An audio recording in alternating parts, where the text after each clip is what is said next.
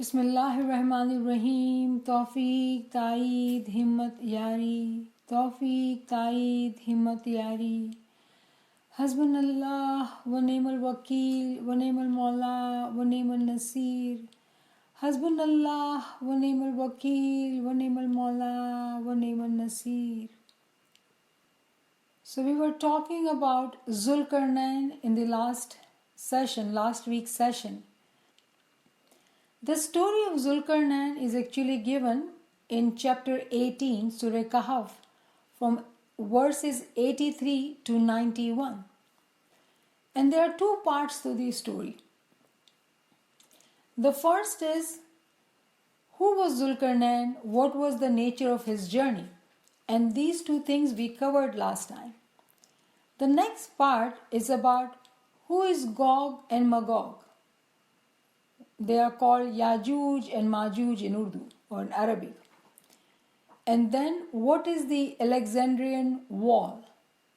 So we'll summarize, we'll review what we did last time because they are interrelated, so we do need to review it. And then we'll continue to talk about Yajuj wa Majuj. So first thing, Zulkarnain. Prophet Muhammad was asked, who is Zulkarnain? And he said, the one who has two horns. In reality, Zulkarnain was the Imam of that time. Zulkarnain was the Imam of that time. There is a hadith of Prophet Muhammad in which he says that Ali, there is a special house for you in paradise, and you are the Zulkarnain for this ummah. So Prophet Muhammad himself has called Mawla Ali Zulkarnain, being the Imam of this ummah. So we do know that Zulkarnain was the Imam of the time. In last class we also talked about that his lineage was from Hazrat Nuh alayhi salam. He was the Imam during the cycle of Hazrat Nuh alayhi salam, the second cycle. So we continue with our story from the Quran. So the summary of the Quranic verses which we are studying, the story goes as such that someone is asking Prophet Muhammad, who is Zulkarnain? So Prophet Muhammad starts the story. He says that Zulkarnain was given a kingdom of a land, earth, and he was given access to everything. So Zulkarnain follows a way until he reaches to a place where sun is setting. In our physical life, if we were to start about this story, we would say the sun rises and then the sun sets. But very interestingly, in Quran, the story is different. Zulkarnain is starting his journey, but the first thing he sees is the sun is setting. And it is setting in the west. Maghribul Shams. Not only that the sun was setting, but the sun was setting in a muddy water. Now, and we talked about kulliyat in last class, that whenever we hear the muddy water, mud, the soil, the dry soil is actually represented as a mu'min who accepts, who says, I do not know true knowledge and I want to learn.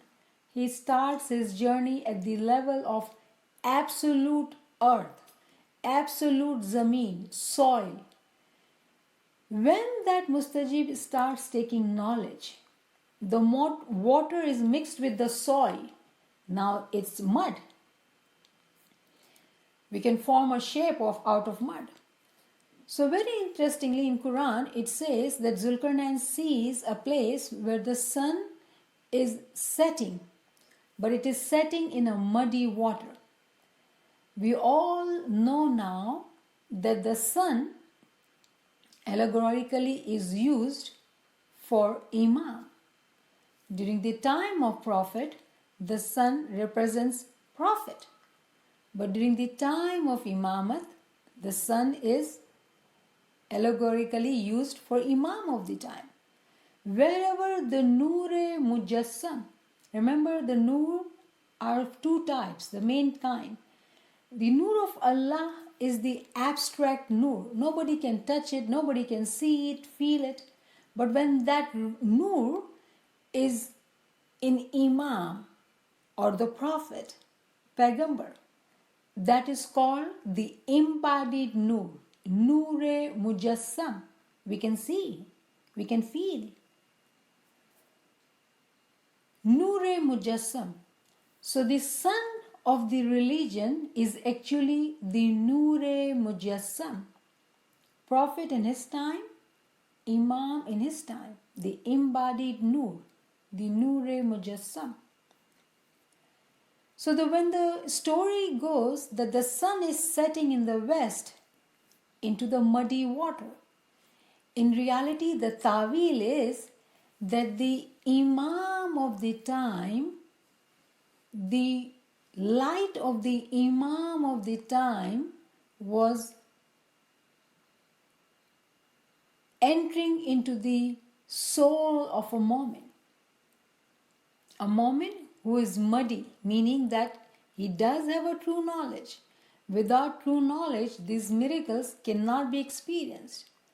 And we have talked about it that someone who only does zikr ibadat, going to the Jamaat Khana, payment of dason, watching deeds, doing all the kiryas including ibadat, but if he or she does not have the knowledge, that means that that person is trying to travel on this straight path with one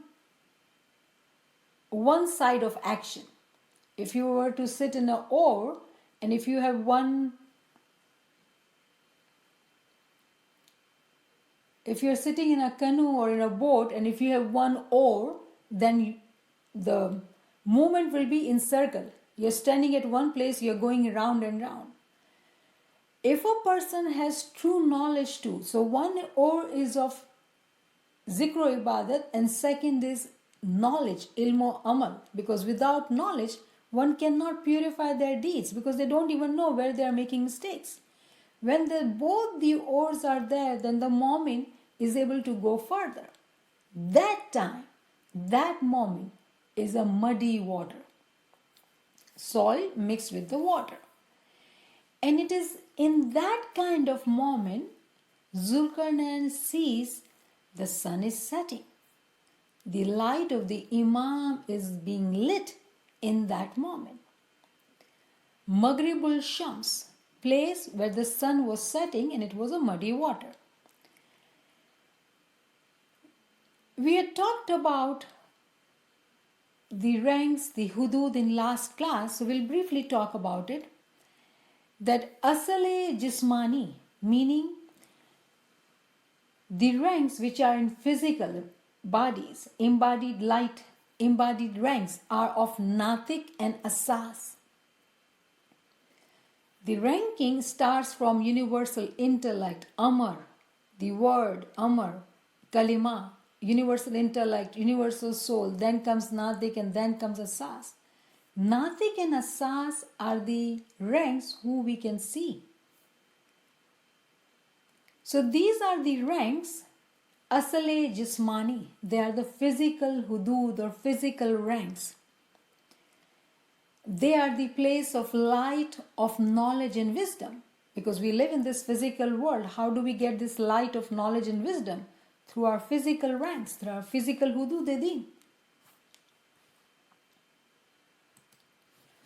Interestingly, it talks about, the story keeps going, that he continues his journey and he sees that a place where the sun was rising.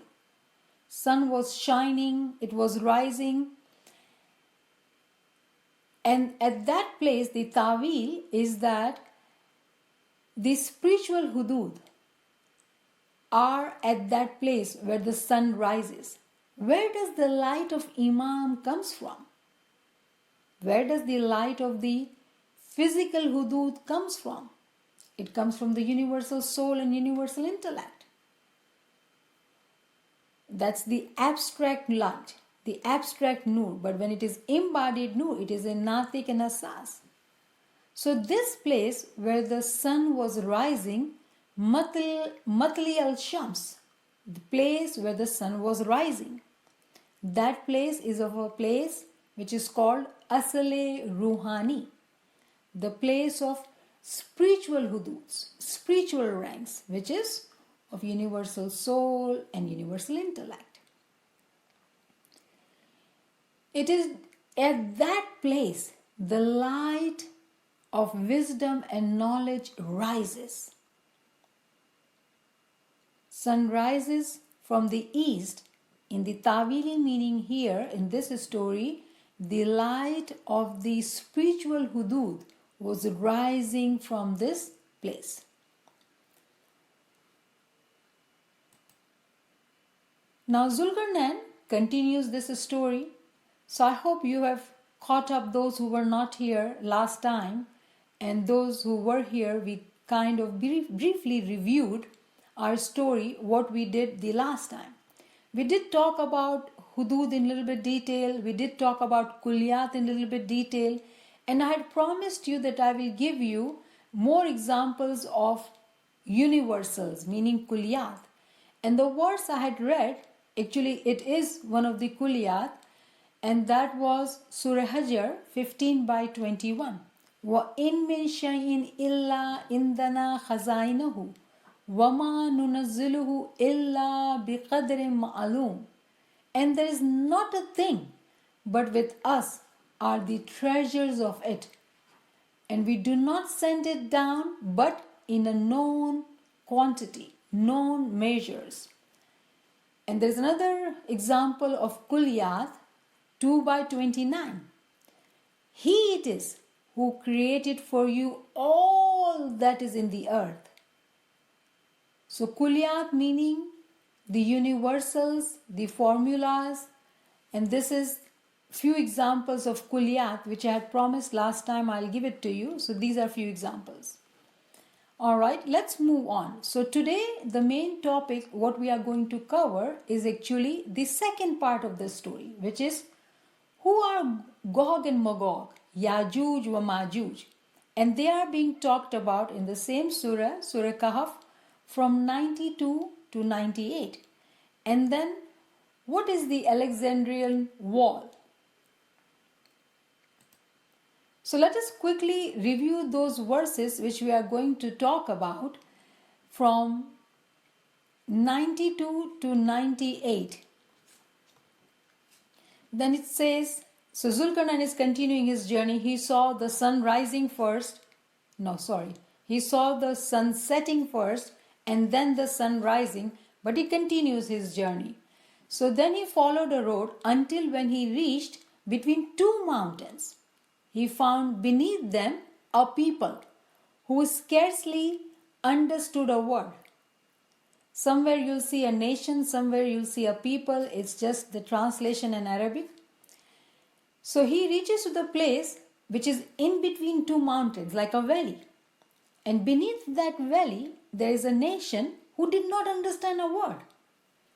They said, O Zulkarnain, the Gog and Magog, Yajuj and Majuj, do great mischief on earth. Shall we then render you tribute in order that you mightest erect a barrier between us and them? So these people who Zulkarnain met earlier, they are requesting Zulkarnain, could you please build a wall between us and Yajuj and Majuj? Why? Because Yajuj and Majuj are creating problems for the earth. They are very mischievous.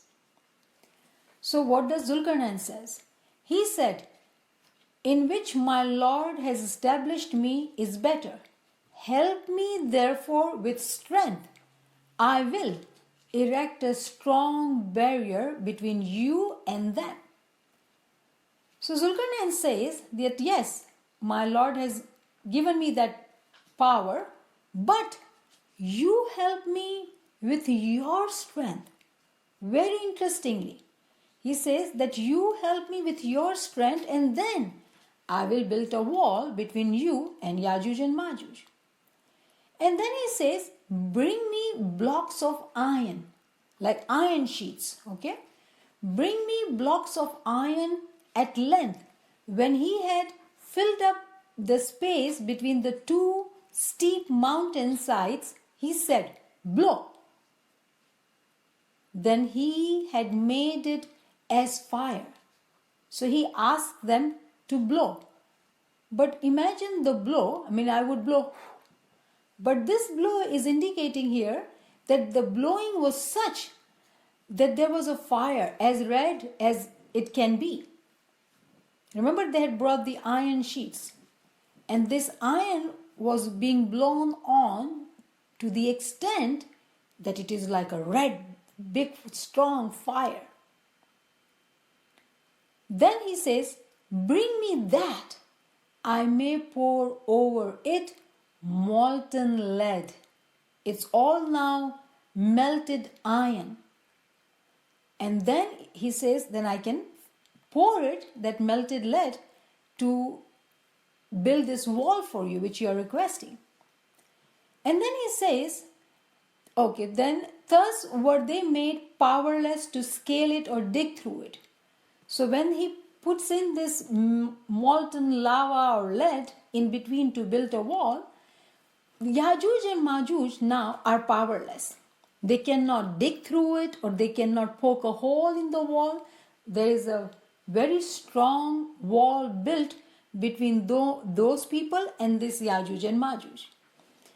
And then Zulkarnain says, this is mercy from my Lord, but when the promise of my Lord comes to pass, he will make it into dust, and the promise of my Lord is true.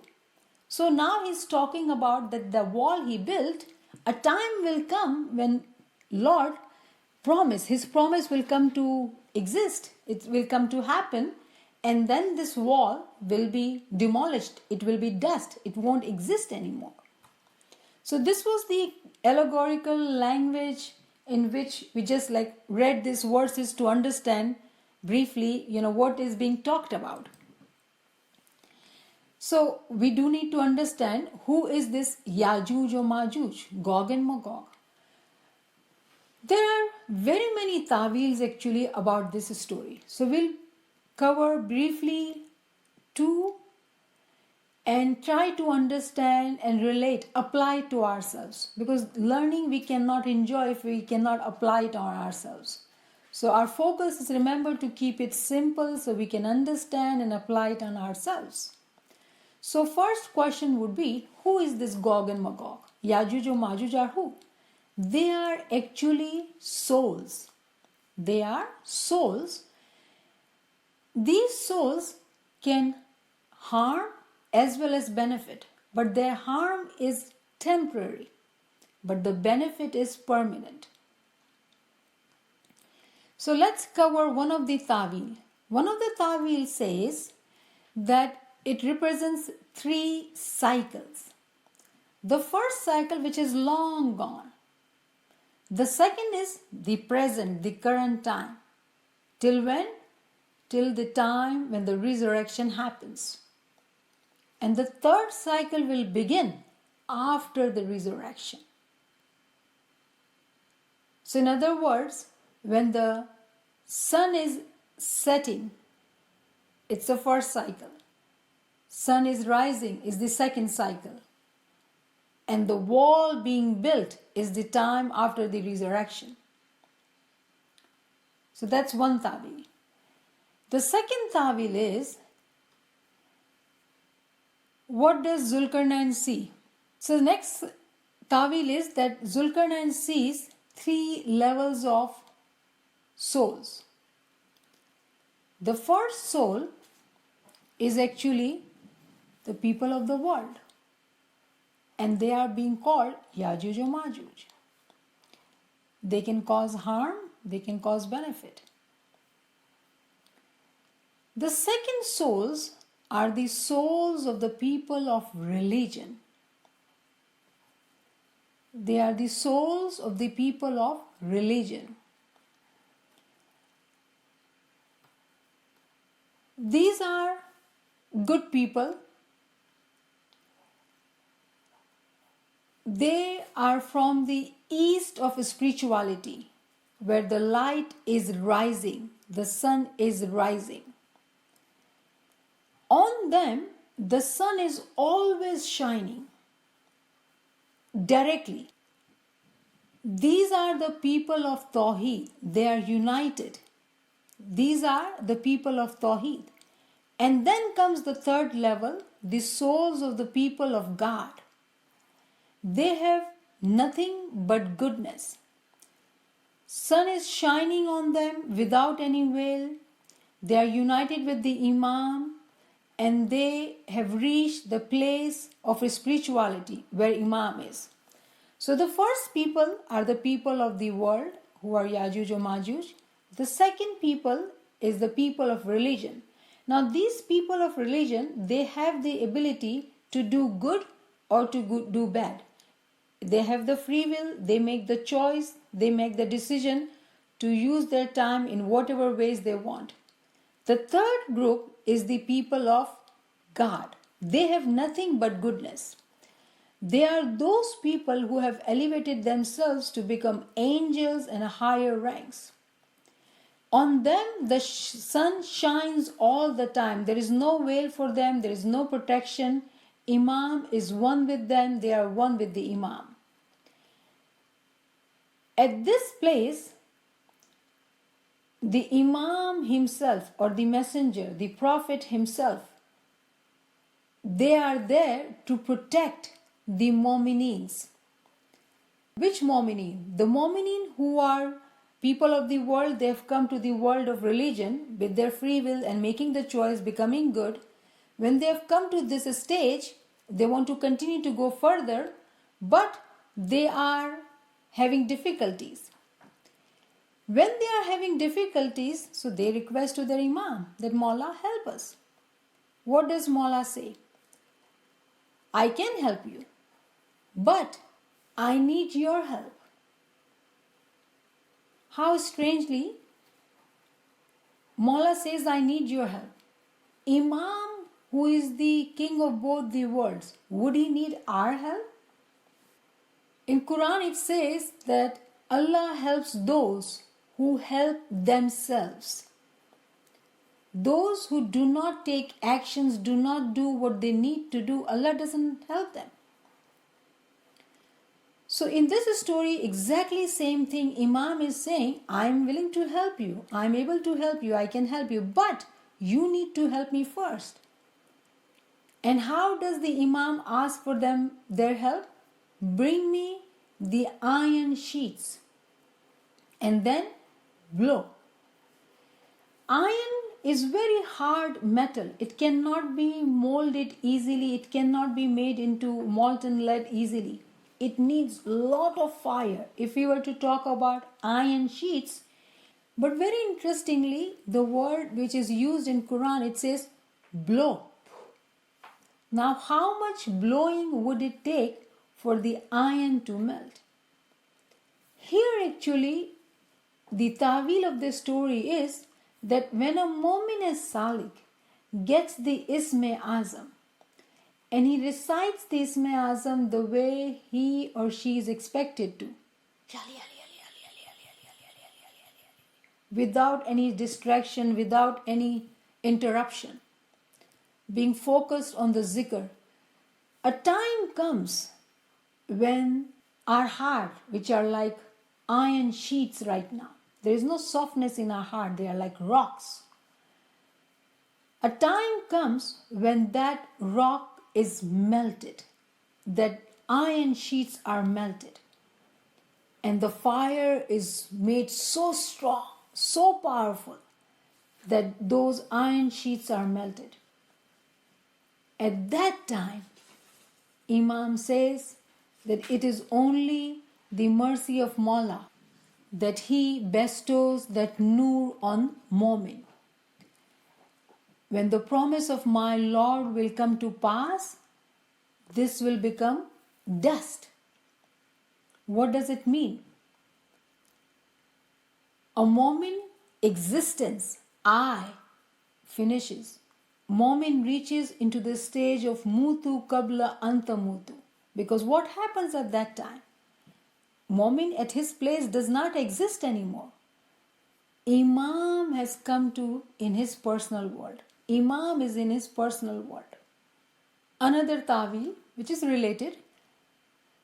The first souls he saw in the east of the light, where the sun was setting, those souls have already attained eternal salvation. The east of the light where the sun was rising, those souls have already attained the salvation. The second one belonged to the present time where the sun was setting. Sun was setting where the Mu'min is there, who is become now muddy water. The sun is setting there. And the third place where he reaches between two mountains, meaning east and west, those people, the nation, the Yajuj or Majuj, were not getting any hidayat, any guidance from physical hudud and spiritual hudud. So they were creating problems. And that is why Imam was requested to create that barrier. So these souls, these Yajuj or Majuj, cannot harm these Mu'minin. So people in the West, in the light of guidance, those people have the capability of doing good or bad. Again, depends on their free will, how they choose to do what they are doing, what are their priorities, how they want to spend their time, what is their decision, what are their thoughts about hereafter, how they want to live their life today, right now, this moment. People in east of spirituality, the sun of light was always shining directly, because those were the elevated, higher ranking Mu'minin. In fact, that was the place of people of God. They did not do anything but good. And the third place, it's a place of spirituality for Khalifa or vicegerent of God. Now this is a higher ta'wil, but I will keep it very simple. What happens when a Mu'min Salik or Arif or Arifa goes through elevating their ranks by zikr ibadat, ilm amal? They are dying every day, little by little, step by step. Mutu kabla anta mutu. It doesn't happen in one day. It happens in step by step. They're going through that process of dying while living. When they are going through that process, when it happens, meaning Imam comes and sits in their personal world, at that time, very strange miracle happens. And this stage is very strange. Normally, one would think that we need to go to Imam, but in reality, it is not our ability, not our capacity to be going into Imam. It is the mercy of Imam who comes and sits in our heart, who comes and visits us, lives in us, transforms us. When that miracle is happening, that miracle one can call a change, resurrection. Whenever there is a resurrection happening in a Mu'min Salik, a trumpet is blown. Sur Israfil is blown. When this sur is blown, all the souls of the world, they get attracted to this Arif Kamil, who is going through this process of resurrection. And at that time, the Mu'min requests to Imam, Mawla, can you build this wall for me? And Imam mercifully builds the wall. And that Mu'min Salik stays in the protection of the Imam because he has reached to that level. Let's make it again simple and keep it simple so we can apply and can connect to.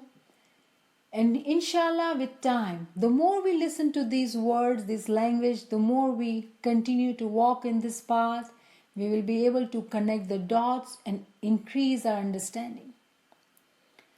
Story of the Zulkarnain is actually a story of a moment in whom Imam comes and visits him. When the sun is setting in a muddy water, it is the story, it is the moment who starts accepting knowledge, starts transforming himself or herself, starts changing his priorities. He is able to decide how he is going to spend time to get the most elevated benefits. He is able to focus in the time of ibadat. He or she is able to purify their deeds. They are very sensitive. They are very careful not to sin. They are very conscientious. They are very mindful. It is that moment we are talking about. This moment can be molded, can be transformed, because this moment is every moment of their life are going through this process of dying while living, bit by bit, step by step. They are constantly in that process. Then when the Zulkarnain is going further in the journey, he sees that place where the sun is shining, rising from that nation. So sun is actually shining on them too, but that's a place of rising too. And that place is of the people of God, higher ranking people. They do nothing but good. So here, how do we understand living in this world? Are we talking about physical people? Those people who continue to work on the path to transform themselves to become angels. As Imam Sultan Muhammad Shah, may our souls be sacrificed to this Imam, has clearly said that you have two paths in front of you. One can lead you to become an animal, other can lead you to become an angel. And in our study of this book, we have discussed that angels don't have free will. Angels are those who, with their free will, submit their free will to Imam. They don't do anything with their will.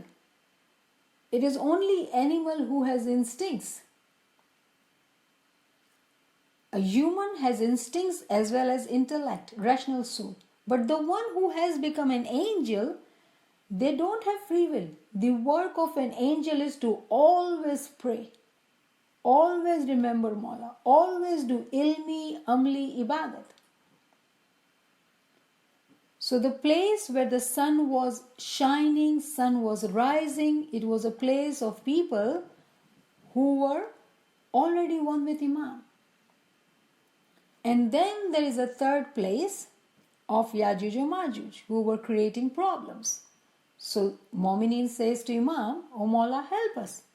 And Mawla says, "Surely if you were to help me." In other words, if one of us says to Mawla, "Ya Mawla, I want to elevate myself in spirituality, be one with you," what would Mawla say? "Help me." How? Bring these iron sheets. Our beings are like iron. We don't have any knowledge, we don't have any good deeds. We are so hard rock, like solid rock. But with the mercy of Imam, when the knowledge is accepted, that dust, who does not know anything, who can be blown in the air, that soil is able to grow, is able to become a mud, who can be molded, who can be transformed. There could be growth in that soil. It's a fertile soil. It's no more like a rock. But Imam says, blow. It is not enough to accept knowledge and become a muddy water. The journey doesn't stop. You have to continue the journey. Continue the journey of zikr ibadat, which is 24 hours.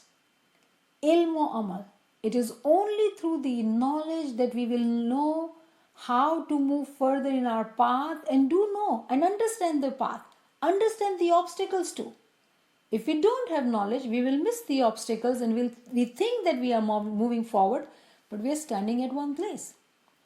It is only through knowledge we would know how, where, why we are, or we are stuck, or we have reached. Shukran lillah, alhamdulillah. Blow. The ability to blow and make that strong iron sheets into molten lead is actually in every moment. Noor ki chingari is given to every moment. Divine spark is given to every moment. That spark has to be made into huge fire. Blow. Blow until it becomes molten lead. And then Imam is able to fill that gap, build that wall. Then Mu'min doesn't have that problem. Because Imam becomes his protection. But the beginning journey, the work, a Mu'min has to do. So in other words, very simply put, this beautiful story is actually of a Mu'min as Salik, who starts his journey from taking knowledge to transforming self, to be able to understand how the hidayat, the guidance is reaching him through physical ranks and spiritual ranks. And then he is able to identify all the obstacles, seeking Imam's help, meeting all the conditions to elevate to the extent that one would say, मैं उसमें कि वो मुझ में, ये सिर्र क़ियामत है. Is he in me or am I in him? That is the secret of resurrection. So I'll stop here, and if any friends have any questions, you can come forward. I know it was a bit difficult. I tried my best to keep it simple and tell you everything, because there are some who go back and read the books. So whatever is in the book, if you don't find me mentioning it, then it's not justice. So I tried to cover the content which is given in the book, but keeping it very simple so we get the concept. And those friends who are regular, I hope they'll stay with me and we can continue to learn and move on this journey further. So I just wanted to comment what resonated with me again for the 100th time, but it doesn't sink in, is that we have to prepare ourselves for Mola to come to us. Like, we cannot go to him. He has to come to us, and we have to prepare ourselves. And so this is something I need to internalize it and try and practice. So thank you for once again putting a reminder of that. So I really appreciate that. Actually, you reminded me of something to say it differently. It will make sense. The reason we cannot get to him because we are not capable. And if I can, then I become somebody. It is me. I reach to Mawla. There is no humility. Right. So in order for us to stay humble, the process is set in such a way that Imam says in Baitul Khayal, sit in humility. I am not the one who is able to wake up and sit in bandagi. It is his mercy that we are able to wake up and sit and say his name. Who are we? We are nobody. So the humility is such a strong, powerful principle we can never forget. So thank you for reminding me to mention this. Yeah, thank you. That's what it's all about, humility, right? Yes. Yeah. Thank you. You know so much, but you don't say that you know. You always stay humble, dust under the feet of moments. That's how we should be. Anyone has any question? NIAMAT. Mulali Madad Kareem. Can you expand on that last statement you made, the last phrase? Remind me, say a few words, Kareem, so I can remember. This is basically from Allama Sahib, yeah? Yeah, oh yeah, we are studying his book. No, I'm talking about... Okay, I understand you, Kareem. I'm sure those who are keeping up with this knowledge and they are understanding these books we are studying, Allama Nasiruddin Hunzai, for sure, if you were to read his book, so all the tawilat I mentioned, all this is not from anybody else, but it is all from Allama Nasiruddin Hunzai's books. And I used two books to help you, give you tawil. One is, of course, What is Soul? And within that book, question 52, he mentions Recognition of Imam book. So I did go to that book too to try and understand, to make it simple and easier so we all can understand. So I took both of these books, the content from. So this is not my content, it is his teachings which we are benefiting from. So Allama Nasiruddin Hunzai, if we were to read his book, it is very evident that this individual had reached to the extent which we talk about in our classes and we get fascinated.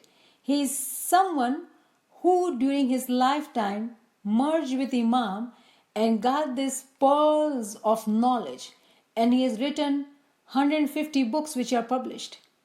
And if you were to know about him, he did not even attend school more than 2 years in his young age, 3rd grade and 4th grade. He's never been to school. And he's written in languages. He's spoken in languages, written books, so many books, still in the process of publication. So all this journey actually has been written from his learning, from his own experiences, and that's what actually I am telling you about. So thank you, Kareem. We should be giving credit to the person who has helped us to learn this beautiful knowledge, all the secrets of Imam, in such a way that we can learn today, talk about it. All this was hidden from us. This Batini knowledge was hidden from us. So Alhamdulillah, we are very blessed to be having the resources from him given to us so we can study and learn these concepts. Shukran. Thank you. So I understand that there are 3 types of souls in this world, and also the closeness to Allah, to Mawla is what I have always understood is it comes by the mercy of Mawla. Sure. And so we continue doing Giryazari and Ibadat. And Ilm. Inshallah, he will listen and he will realize that there are moments who are ready. Very, very humbly, my sister, very humbly. Yes. What you said, I will reword it a bit. Yes. He knows Chit ki chori, our peers have taught us. Yes. So whatever we are doing, he is already aware. There is nothing hidden from him. But when we say we are waiting, yes, as a moment we say, our peers have said that, pankhdiya hoy to udine shahne jain malu. Shu karu pankhdiya જ નથી, right? Something like that. That if I were to have wings, I would fly right now to be one with my Imam. But what do? I don't have wings. Whatever we are doing as moments, if we are still waiting for the nur to be lit in our personal world, then very humbly, we are not doing what we are supposed to do. Or we are not doing it right way. We are not doing enough. He is anxiously, he is desperately wanting to be one with us, to give us the nur. Why would Imam come in Diamond Jubilee, give us Didar, give us Isme Azam, and give us all the title of Thy? There has to be a reason. He just wants to give. It is us who are not doing what we are supposed to do. So when you were talking, you said we are doing Giryazari, we are doing Ibadat. But you did not mention knowledge. And that's what I've been emphasizing. That do not think that this journey can be, this path can be crossed without knowledge. And then when I talk of knowledge, someone says, oh, I am too old. I'm sorry, this is just for learning purposes. Please forgive me. I am old, or I don't have time, or I am busy in other things. I have young children, or I have other duties to fulfill. I say, all these reasons are excuses. Because the main duty of ours is to get to the batin. Clearly, Imam Sultan Muhammad Shah's Farman, if we were to read, he says that this world has been created as games. Rang barangi khilone ki tarah, right? We should not be distracted or just paying attention to that aspect of our life and missing out on the important part of our life. Very simply, if we are not seeking knowledge, I'm sorry, the elevation is not going to be there. If you imagine yourself, if you're sitting in a boat and if you have just one oar, what will happen? You'll go round and round and round, and your arms will be tired. The time will pass and you'll think, oh my God, I've been working so hard. But you're not traveling further. You're standing at the same place. Yes, working very hard. but not in the right way. A person who wants to move forward has to get the ore of a knowledge and then go further, keep going further. That is the only way. Without knowledge, this journey is difficult. So I'm glad you're here. Is my understanding okay then that even to acquire the knowledge, you need the mercy from Mola? Yes. You know, he knows you are ready for the knowledge, and it comes in one way or another. And one example is what is happening right now in the world, that a lot of people are learning about the religion, that they're getting more awareness about the religion, understanding the batin side, and so everything is by the mercy of Mola, right? This is not in our hands. But Farnula, may I take that point and make it a point, if you allow me, please forgive me. Yes. How many of us hear this excuse that we don't have time? And probably, I do not want to say this, but very briefly I will say, and I'm sure you'll understand, that we did not have time. COVID had to happen for us to have time. Imagine the numbers of problems, numbers of deaths occurring in the world. Does it have to be so hard for us to set our priorities in the right direction? This is His mercy. But imagine this mercy has come with so much of pain. Why? Because we did not do what we needed to do. So yes, He is merciful.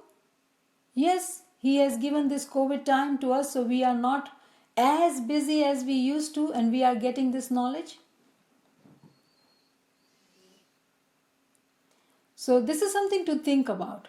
We do need to look into ourselves to say, what is my priority? What do I want from this life? I do not know if I go to bed tonight, will I wake up tomorrow morning or not? Why my work is more important. I'm not saying to miss work full time, so please don't take me wrong. Why do we say my work is more important or my children are very important? I'm not saying they're not. My house is important, my business is important, but my spirituality, when I will have time, then I will do it. Why can it not get the equal importance than our physical life? So I see a beautiful question here. How much knowledge is enough? As Mola says, too much knowledge is like a flood. So I will have to check if Mola has said knowledge or information. Information is like a flood, no doubt about it. But from the information one chooses the knowledge, and from the knowledge is wisdom. So this friend is telling me about Azazel. This friend who is asking that can the knowledge be too much? Can it be like a flood? So Imam's Farman, Mola had talked about information. Within the information there is knowledge, and within the knowledge there is a wisdom, which is very limited. Okay, let's talk about knowledge. Knowledge has also like branches. This here we are talking about only Tawili spiritual knowledge, which is limited, let me tell you that, very limited. And from that what we learn, do we apply it on ourselves or not? The way Rosie was just talking about humility, that's the crucial part. We can learn knowledge, we can read books, we can become a scholar, give as many lectures as we want, do whatever we want to, but if we don't apply it on ourselves, then we have not reached anywhere. And that's how we mentioned the example of Azazel. In Ginan Pir says, 36 crore kitaba padhiya, but bhitar na laya, Maafi, I don't remember the last word, that there was no change in his heart. He read 36 million books. He was a scholar, academician. But the change he had to bring in him, he did not. He did not learn the essence. Bhitar bhed na paya. Thank you. So the change he had to bring in himself of humility, of farman bardari, he did not do that. and he became shaitan till the end of the time. I hope I've answered your question. Yes, in Pakistan, Farman in Diamond Jubilee, Imam said 11 times, learn, learn, learn, learn, learn, learn, learn, 11 times. That is why it is so important for us to learn. Please set our priorities right. We do need to do that. Thank you so much. Yalim. Thank you. Yali Madad. Yali Madad. Thank you.